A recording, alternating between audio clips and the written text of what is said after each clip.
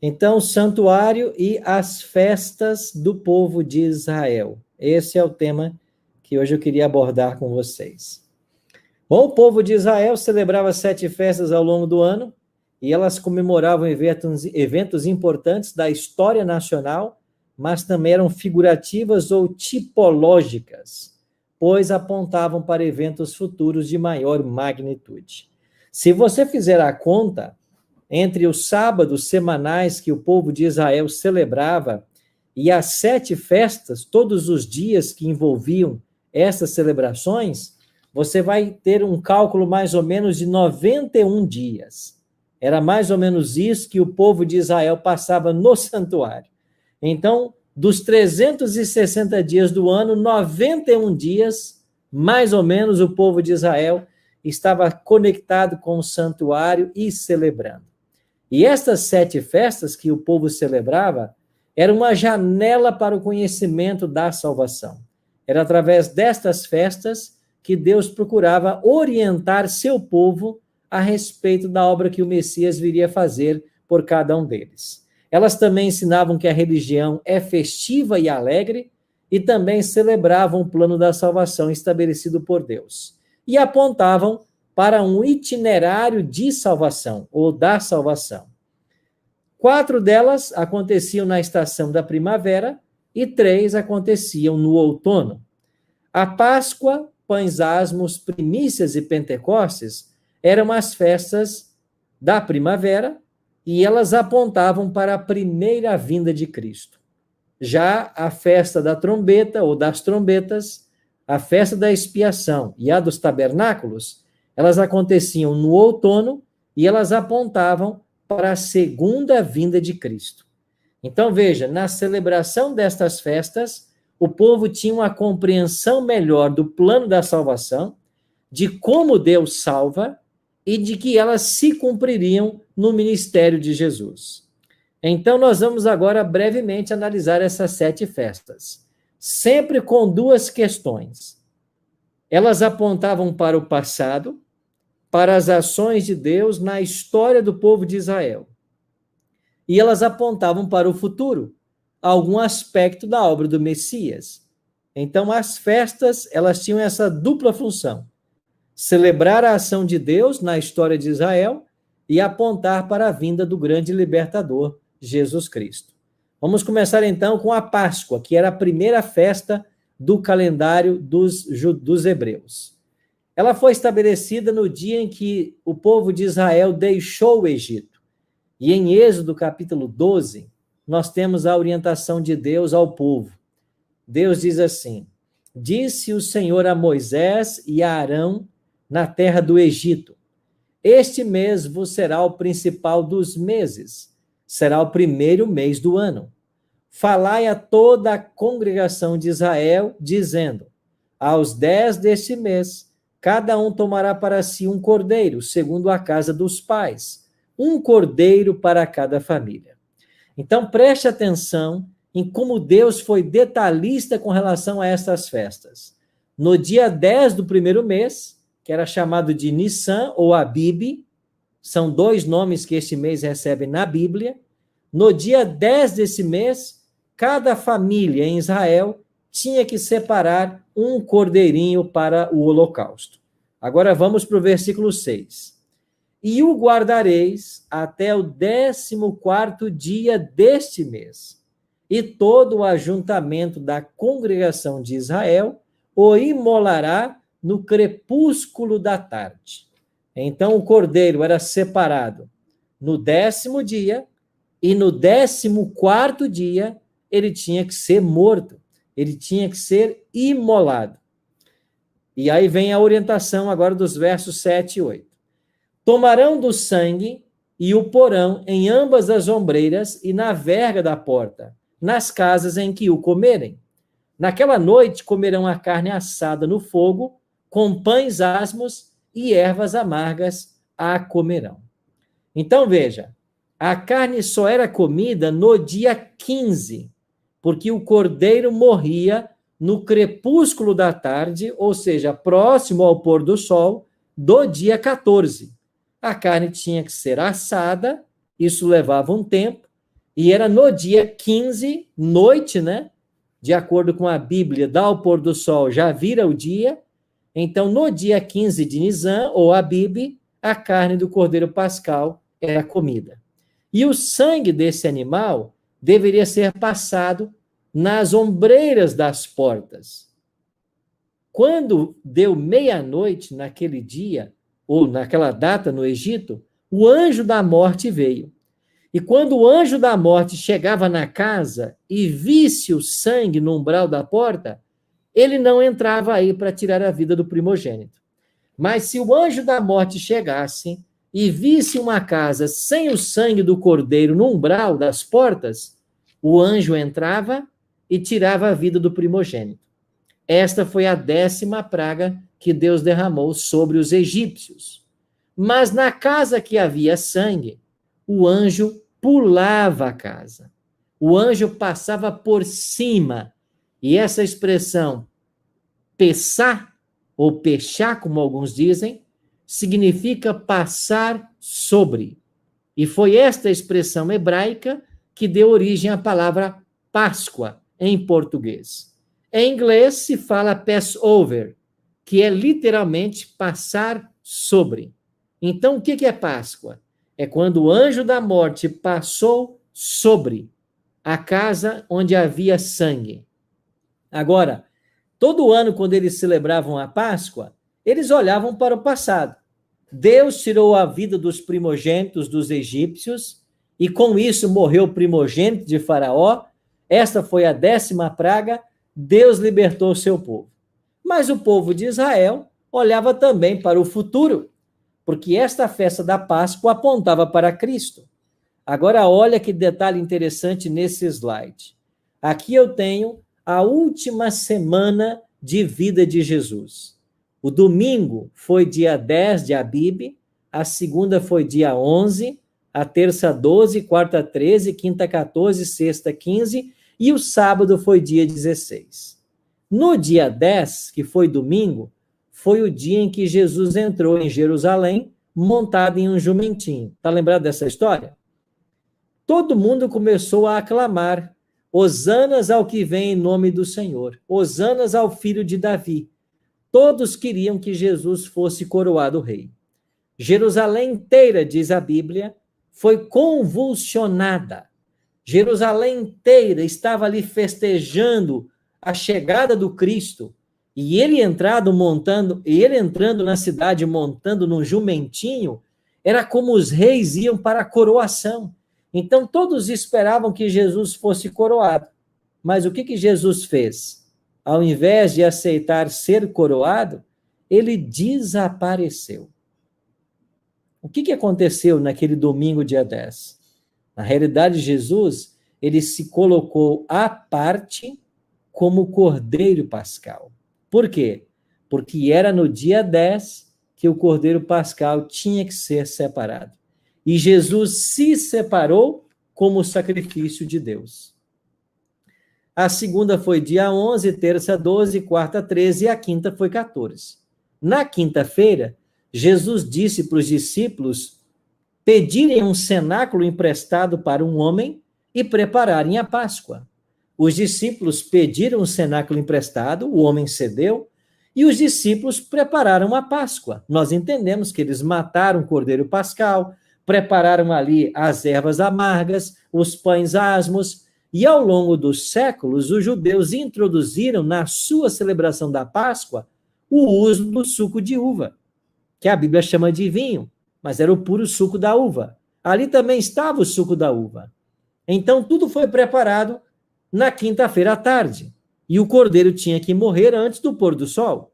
Mataram o cordeiro, prepararam a ceia, e quando já deu o dia 15, porque deu o pôr do sol da quinta, e já entrou na sexta, que já era dia 15, Jesus se assentou com os discípulos para celebrar a Páscoa.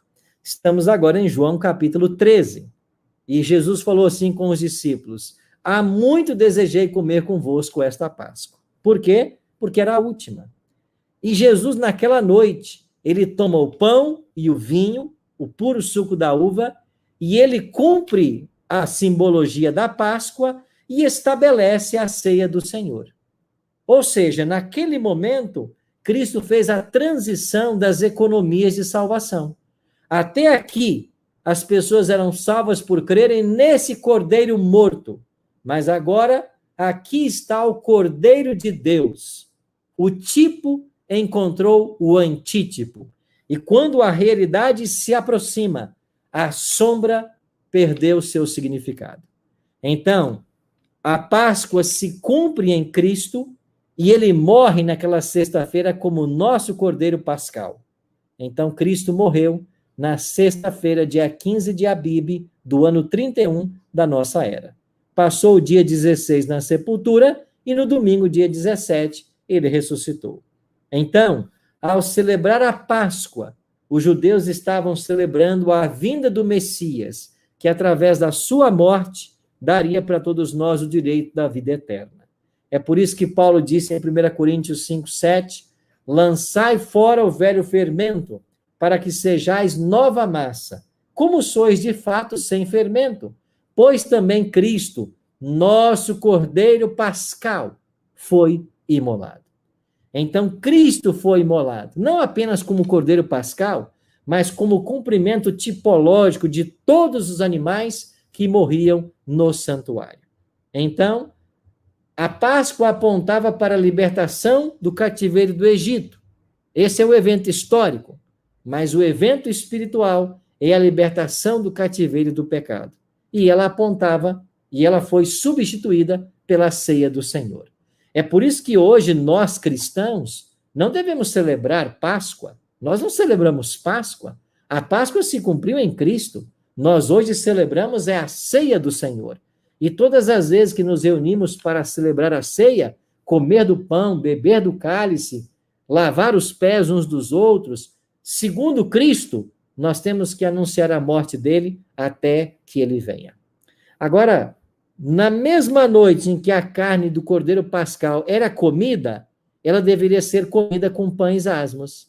Então, o primeiro dia da festa dos pães asmos era também o dia da Páscoa.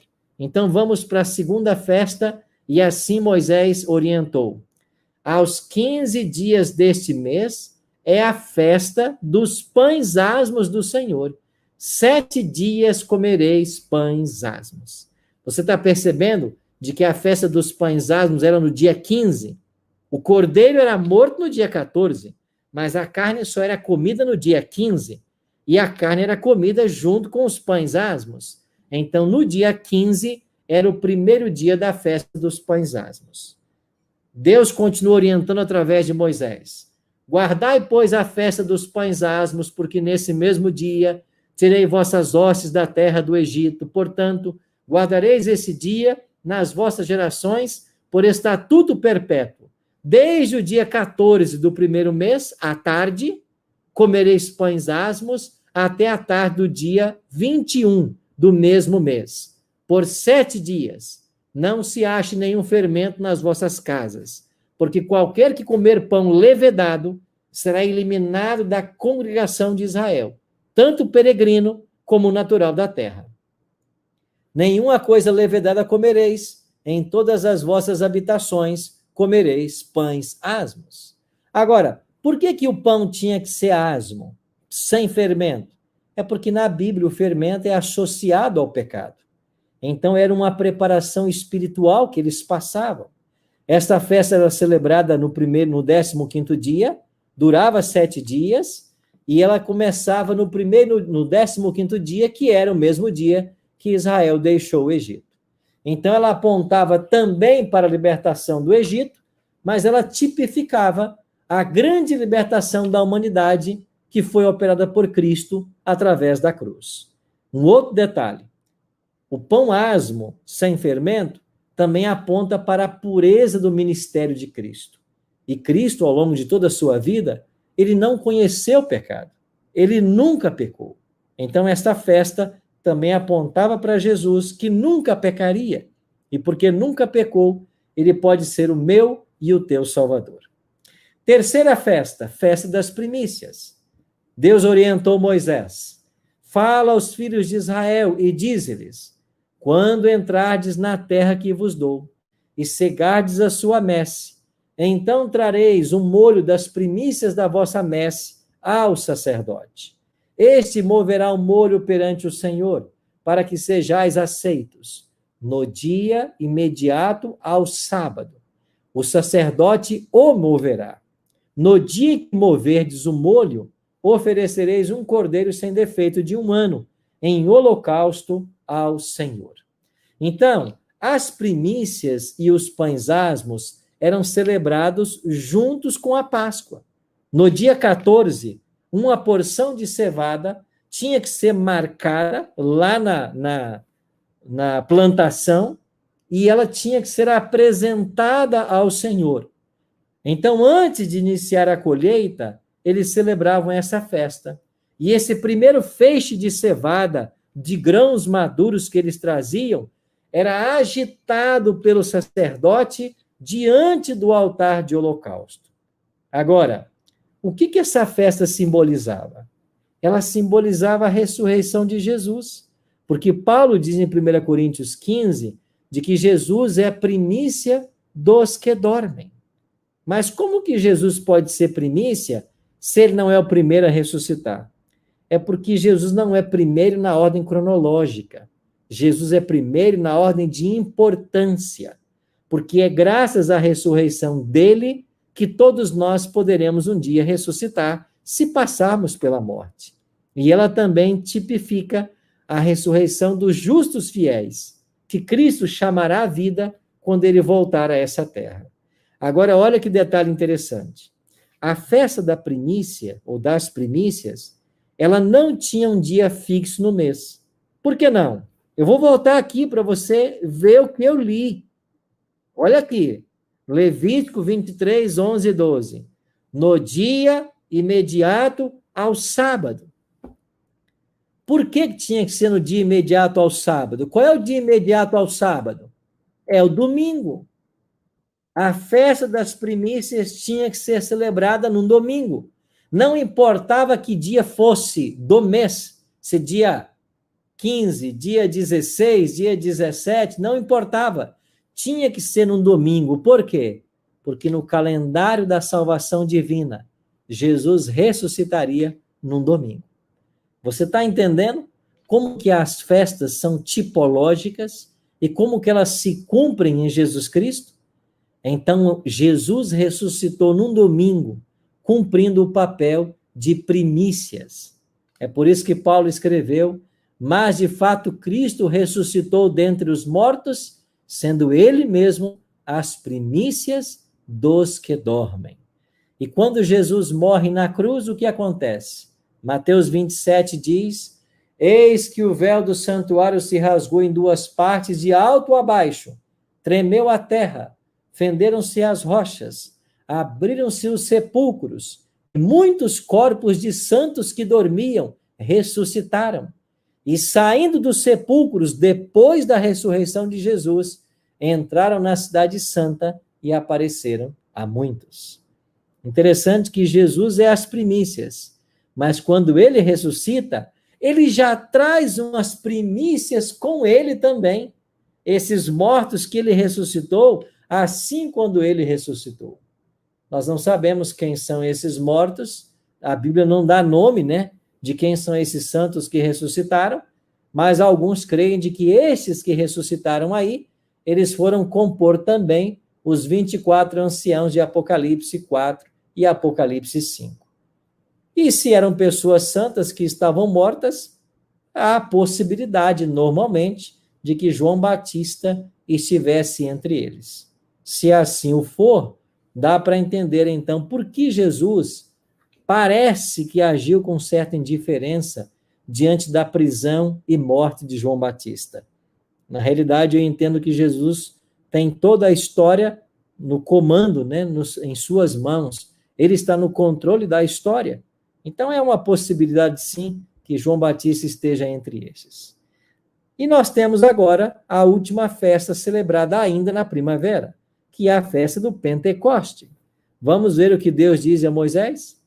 Contareis para vós outros desde o dia imediato ao sábado, desde o dia em que trouxerdes o molho da oferta movida, 7 semanas inteiras serão. Até ao dia imediato ao 7º sábado, contareis 50 dias. Então trareis nova oferta de manjares ao Senhor. Você percebeu que a festa de Pentecostes, ela acontecia 50 dias após a Páscoa? É por isso que eles contavam 7 semanas inteiras. E o Levítico 23, 22 diz: quando chegardes a vossa messe da vossa terra, não rebuscareis os cantos do vosso campo, nem colhereis as espigas caídas da vossa cega. Para o pobre e para o estrangeiro as deixareis. Eu sou o Senhor vosso Deus. A festa de Pentecostes, assim como a festa das primícias, ela também tinha que cair num dia de domingo. Por que isso? Você vai entender agora. Jesus ressuscita num domingo, eles deveriam contar 7 semanas, e no dia imediato ao 7º sábado, que logicamente é o domingo, eles celebrariam a festa de Pentecostes. Então, ao longo da história do povo de Israel, a festa de Pentecostes sempre foi celebrada no primeiro dia da semana. Por que no domingo?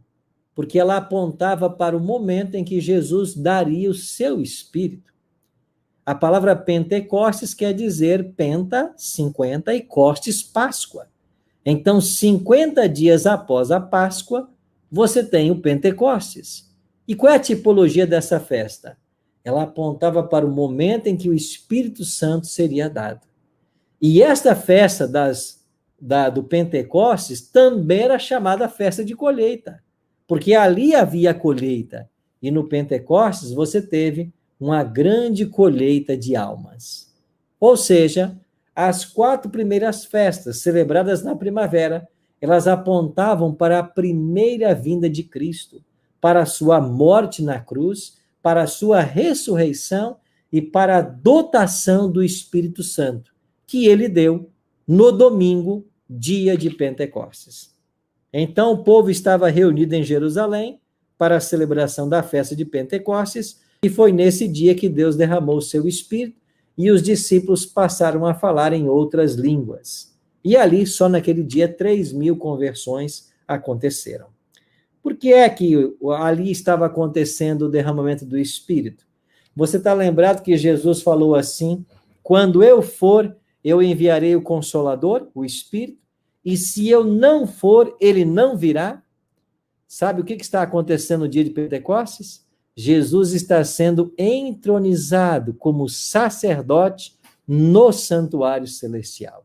Então, ele dá o Espírito porque ele está sendo ungido para o seu ministério sacerdotal. Ele começou o seu ministério e enviou o seu Espírito para estar conosco. Com isso, nós podemos entender de que tudo o que acontecia no santuário terrestre apontava para o santuário celestial, e a festa de Pentecostes apontava para a entronização de Cristo lá no santuário celestial, para começar a sua obra de intercessão. Se no Calvário ele cumpriu o papel de oferta, agora ele começa a cumprir o papel de sacerdote. Nós estamos falando do ano 31 da era cristã. E é nesse ano que Jesus, no dia de Pentecostes, torna-se o nosso advogado, o nosso sacerdote no santuário celestial. Tá bem? Vamos então agora para as festas do outono. Eram 3 as festas do outono: trombetas, expiação e tabernáculos. Vamos começar com a festa das trombetas. Disse mais o Senhor a Moisés: fala aos filhos de Israel, dizendo: no mês 7º, ao 1º do mês, tereis descanso solene, memorial, com sonido de trombetas, santa convocação. Nenhuma obra servil fareis, mas trareis oferta queimada ao Senhor. Era o dia 1º do 7º mês. Era o mês de Tishri. Nesse dia acontecia a festa das trombetas. O trabalho era proibido, o povo trazia ofertas ao Senhor, trombetas eram tocadas. Na realidade, o que era tocado era o shofar. Shofar era o chifre de carneiro. E os sacerdotes pegavam esse chifre e eles tocavam esses chofares. E o som que emitia alertava o povo a respeito da próxima festa, que era a festa da expiação. Então, o objetivo da festa das trombetas era chamar a atenção para o dia da expiação, para o dia do juízo. E nós entendemos que o cumprimento tipológico da festa das trombetas aconteceu nos séculos 19 e 20, com o grande despertamento missionário que aí aconteceu, com a proclamação das 3 mensagens angélicas, e nesse despertamento você pode situar o movimento milerita, que teve o seu auge dos anos 1842 a 44, até quando aconteceu o grande desapontamento no dia 22. E então chegamos à sexta e, quem sabe, a mais solene festa celebrada pelo povo de Israel, o dia da expiação. Deus orientou Moisés assim: mas aos 10 desse mês 7º será o dia da expiação. Tereis santa convocação e afligireis a vossa alma. Trareis oferta queimada ao Senhor. Nesse mesmo dia, nenhuma obra fareis, porque é o dia da expiação, para fazer expiação por vós perante o Senhor vosso Deus. Porque toda alma que nesse dia, se não afligir, será eliminada do seu povo. Pois bem, no dia 10 do 7º mês, que era o mês de Tishri, entrava em cena o sumo sacerdote, a mais alta autoridade religiosa da nação de Israel. O santuário fora poluído ao longo do ano pelos pecados, que eram transferidos para lá via sangue, e precisava agora passar por uma purificação. De acordo com Levítico 16, essa purificação envolvia 2 bodes. 2 bodes eram trazidos à presença do sumo sacerdote, ele lançava a sorte, um bode caía para o Senhor e outro bode caía para Azazel, ou bode emissário. O bode que caía a sorte para o Senhor era sacrificado, e com o sangue desse bode, o sumo sacerdote entrava no segundo compartimento do santuário, no Santíssimo, e lá ele fazia expiação pelos pecados. O outro bode, ele ficava vivo. Então, quando o sumo sacerdote terminava o seu ritual de purificação, e Levítico 16, verso 20, é muito claro, e é bom que você tenha esse texto aí anotado na sua Bíblia. Olha o que diz Levítico 16, 20. Vou ler aqui na minha Bíblia, ó. Havendo, pois, acabado de fazer a expiação pelo santuário, pela tenda da congregação e pelo altar, então fará chegar o bode vivo. Então, querido amigo, querida amiga, preste atenção. O bode que não morria, chamado emissário ou Azazel, ele não expiava pecados. A Bíblia é clara em Levítico 16, 20, de que terminada a expiação, quando o sumo sacerdote terminou a expiação, agora o bode era trazido à presença dele. E o que fazia o sumo sacerdote? Colocava a mão na cabeça desse bode, simbolicamente os pecados acumulados no santuário eram transferidos para esse bode, e ele era levado para o deserto, onde lá deveria morrer de fome. Esse bode tipificava Satanás, que será preso quando Jesus voltar, passará 1000 anos nessa terra, que vai estar deserta e vazia, e depois será morto, quando Deus mandar do céu fogo e enxofre. Isso está lá, em Apocalipse capítulo 20, versos 7 a 9. Alguns acham de que esse bode Azazel, ele tipifica Jesus. Claro que não. Primeiro, porque ele não morria, e a Bíblia é clara em ensinar que sem derramamento de sangue não há remissão de pecados. Segundo, que esse bode era levado para o deserto, e esse bode contaminava até a pessoa que o levava para o deserto.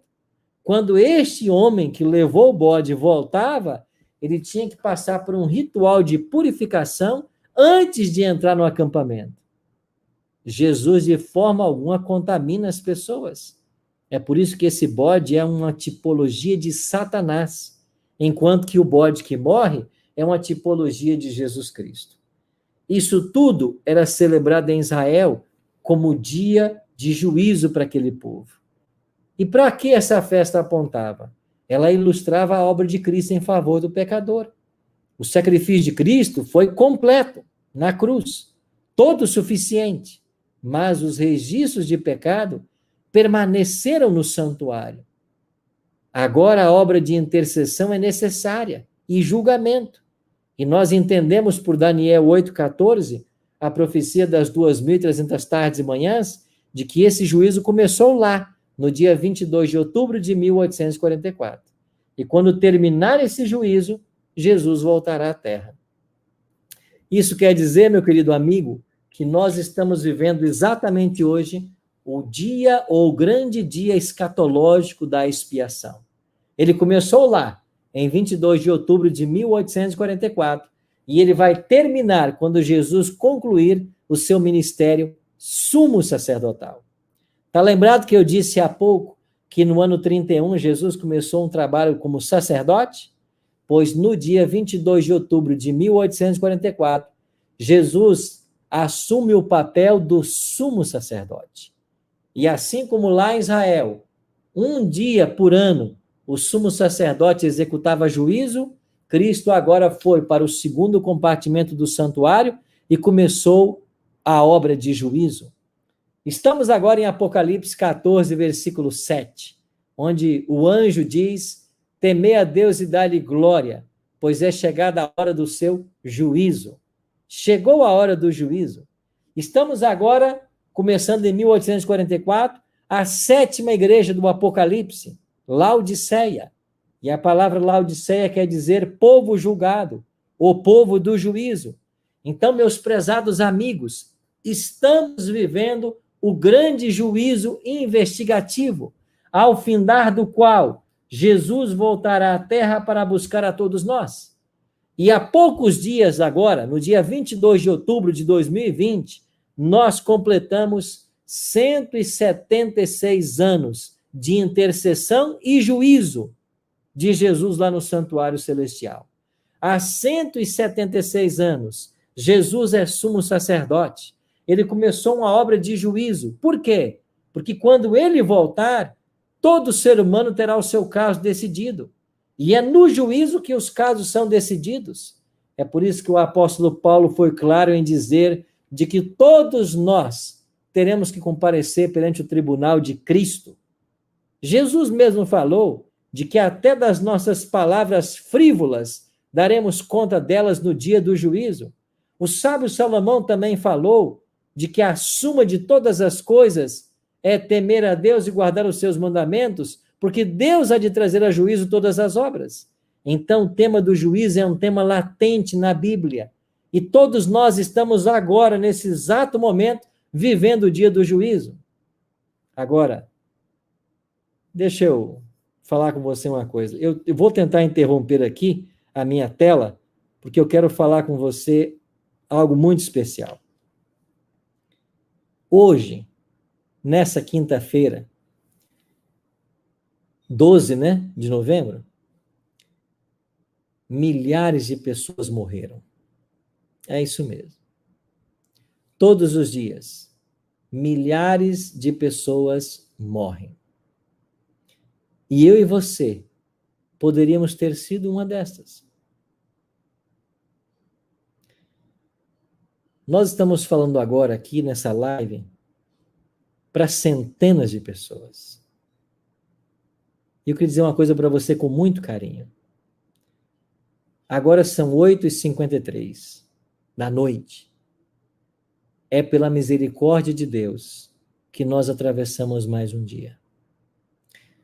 Porque eu e você estamos por aí, com os nossos carros, com nossas motos, com nossas bicicletas, andando a pé, tomando ônibus, andando de Uber, voando de avião.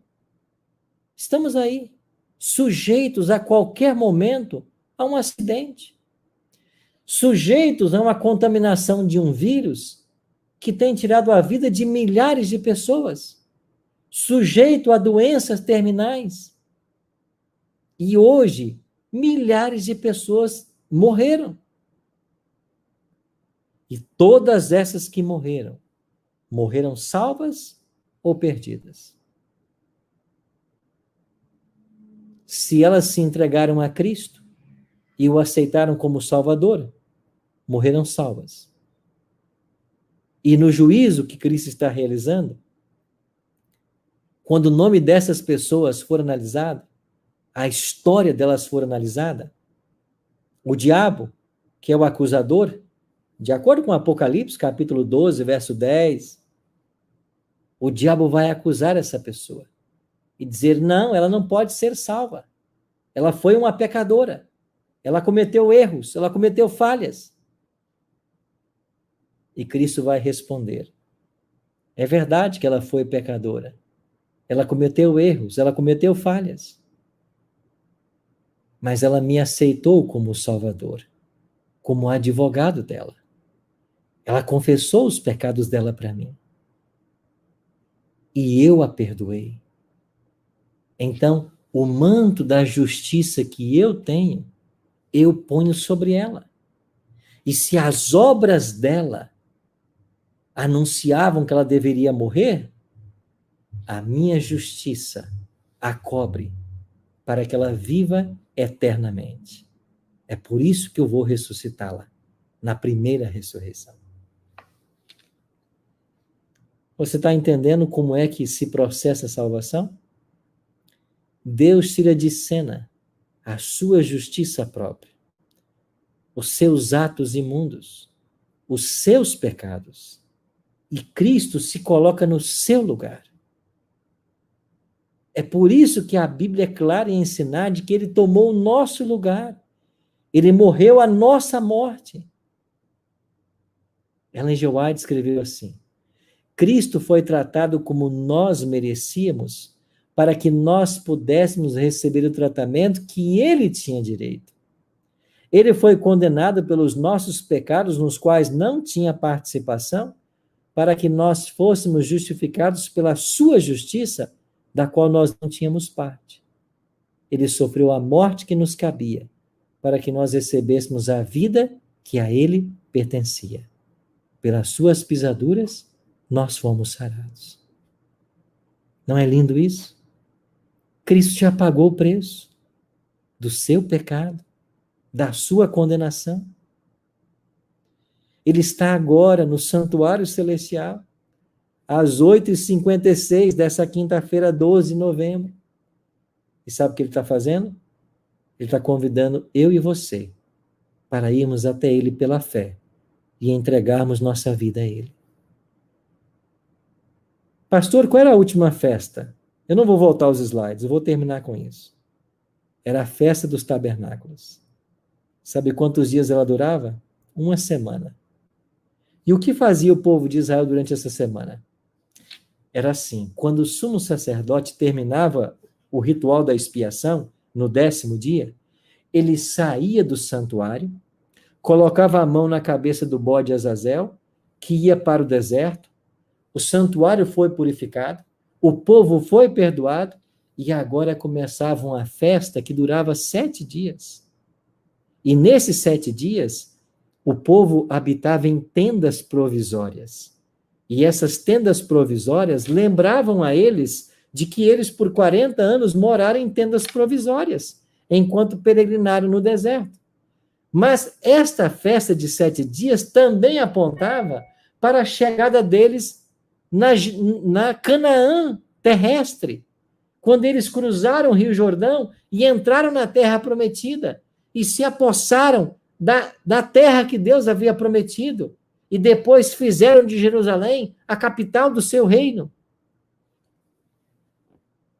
Você sabia que Ellen G. White escreveu que quando Jesus Cristo voltar, a nossa viagem para os céus, ela vai durar 7 dias? Você já leu isso, certamente?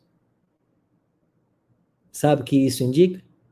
Que das 7 festas celebradas pelo povo de Israel, a única que não teve o seu cumprimento tipológico é a última, a 7ª, a festa dos tabernáculos.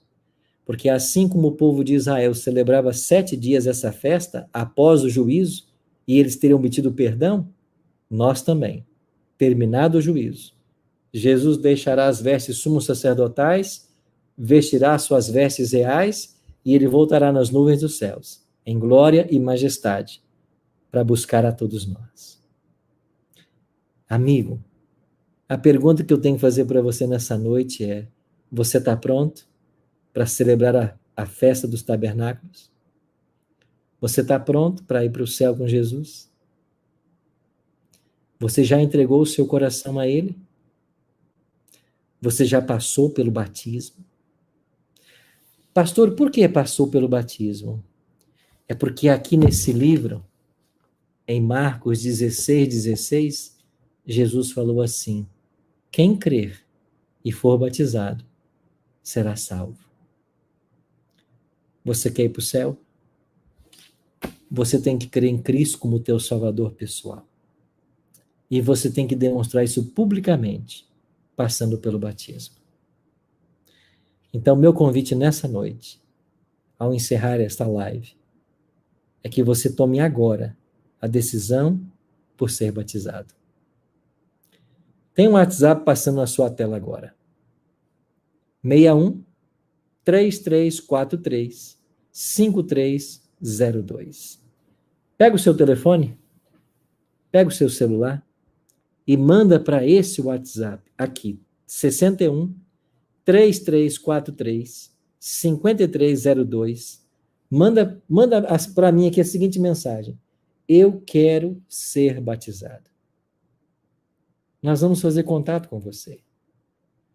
Nós vamos te ajudar nessa caminhada. Porque nós queremos você no céu. Amigo, põe uma coisa no teu coração. A igreja adventista não está interessada no seu dinheiro. Muitas igrejas por aí estão apenas interessadas no dinheiro dos fiéis. Nós não estamos interessados no seu dinheiro. Nós estamos interessados na sua salvação. Em ver você no céu. Então, se você crê em Cristo como teu Salvador pessoal, se o Espírito Santo tem trabalhado no seu coração, agora é hora de você se entregar. Pegue o seu celular agora. Salva no seu WhatsApp esse número 61 3343 5302 e manda para nós a seguinte mensagem: eu quero ser batizado. Eu estou falando agora para um ex-adventista, para uma ex-adventista. Você um dia já pertenceu à igreja adventista, não foi? Olha, eu estou falando agora para você, viu, Penha? Penha, é com você que eu estou falando agora, tá? Joana, é com você que eu estou falando. Ruth, é com você que eu estou falando. Manda para o nosso WhatsApp a mensagem que você deseja ser rebatizada, que você quer voltar à comunhão da igreja, aos braços de Cristo. Nós vamos ajudar você. Nós vamos postar agora também, está sendo postado agora nos comentários, um link para você clicar e preencher as informações. Clica nesse link. Se você não quer mandar mensagem pelo WhatsApp, clica no link e coloca aí no link que você quer ser batizado. Nós vamos ajudar você. Meu amigo, minha amiga, você não tem tempo mais a perder. Nós não podemos perder mais tempo. Todas as festas que Israel celebrava apontavam para a primeira vinda de Cristo. Ele veio, ele morreu, ele ressuscitou, ele foi assunto aos céus, ele começou o sacerdócio, ele deu o Espírito. As festas do outono apontavam agora para o juízo. O juízo começou há 176 anos no passado. Jesus está quase terminando sua obra lá no santuário. Em breve ele vai deixar o santuário. Em 1900, Ellen G. White escreveu: breve, não sabemos quão breve o juízo passará aos vivos. Há 120 anos atrás ela disse isso. Nós estamos na ampulheta divina do tempo, nos últimos grãos. E você não pode ficar indiferente. Você não pode dormir essa noite achando que você tem 70 anos pela frente, 30 anos. Você não pode. Você precisa agora fazer contato com a gente, como a Marilena Reis. A Marilena postou aqui, olha, eu desejo ser rebatizada. Amém, Marilena. Louvado seja Deus pela sua decisão. É isso que você tem que fazer. Não fique esperando as coisas acontecerem. Eu recebi uma mensagem aqui nos comentários. Pastor, eu tomei minha decisão. Eu estou com problemas com relação ao sábado, mas eu vou pedir demissão do meu emprego se o meu patrão não me der o sábado. E eu vou passar a guardar o sábado e eu serei batizado. O Pedro Rodrigues diz aqui, eu preciso ser batizado. Pedro, nós vamos ajudar você. Pode deixar, nós vamos fazer contato com você. Nós vamos te ajudar, Pedro. Eu estou falando agora para um evangélico, para um pentecostal. Você ama a Novo Tempo. Você acompanha o Bíblia Fácil, a Arena do Futuro, Na Mira da Verdade, os programas da Novo Tempo. O seu coração é de Cristo. Você está numa luta com relação aos mandamentos de Deus e o sábado. Olha, essa noite é noite de salvação. Você tem que tomar a sua decisão por Cristo. Você tem que passar pelo batismo, se unir à igreja adventista que está pregando a vigência da lei de Deus. Não que a lei salva, nós não ensinamos isso. Não é a lei que salva, é Cristo que salva. Mas Cristo nos salva para a obediência, não para a desobediência. Então você tem que sair de cima do muro. Você tem que tomar a sua decisão. Você tem que escolher ser batizado. Eu estou falando para você que é um neopentecostal. Você tem sido tocado pelo Espírito Santo, tem participado dessas lives que a Igreja Adventista realiza, assiste a Novo Tempo. Toma a sua decisão agora. O WhatsApp está aqui, ó. 3343-5302. 61 é o código. 61-3343-5302. Manda sua mensagem para esse WhatsApp. Diga assim, pastor, eu quero ser batizado. Nós vamos ajudar você. Clica no link que a gente está postando nos comentários, clica no link e diga assim, pastor, eu quero ser batizado. Eu quero ser rebatizado. Eu preciso ajustar minha vida com Deus, porque Jesus está voltando. Já podemos ouvir os passos de um Deus que se aproxima. Nós não podemos continuar em cima do muro. Nós temos que tomar uma decisão na nossa vida. E essa decisão tem que ser a favor de Cristo. Porque se o teu coração não for dele, se o teu coração não for 100% de Jesus, você já sabe de quem ele será. Porque Jesus disse assim, ninguém pode servir a dois senhores. Ninguém. Eu queria orar por você agora. Orar para que o Espírito Santo esteja aí bem perto de você.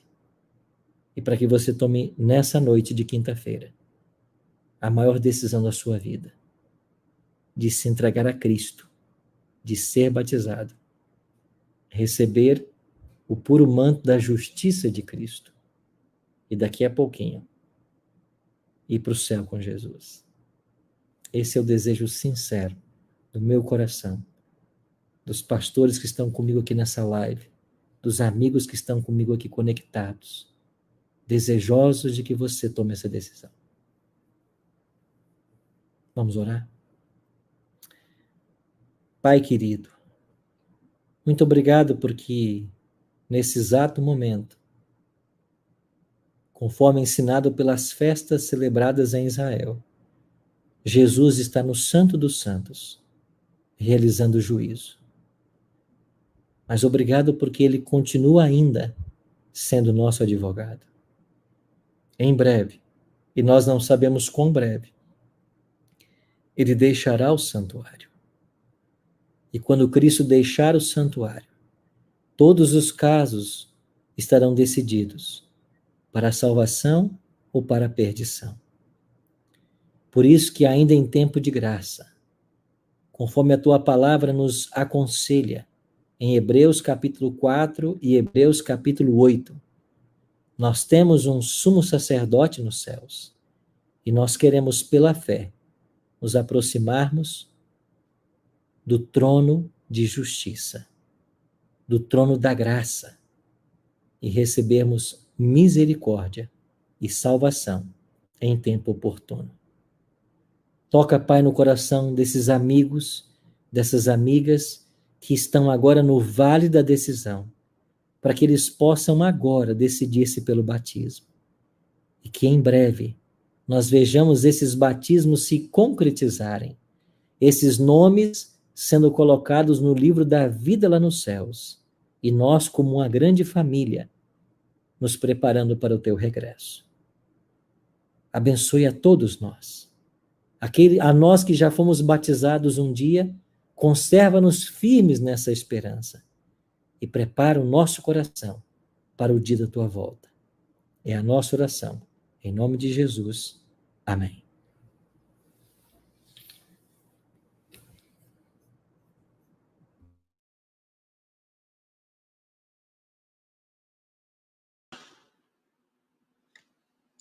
Muito obrigado, pastor Arilton, por esta poderosa mensagem sobre as festas solenes do povo de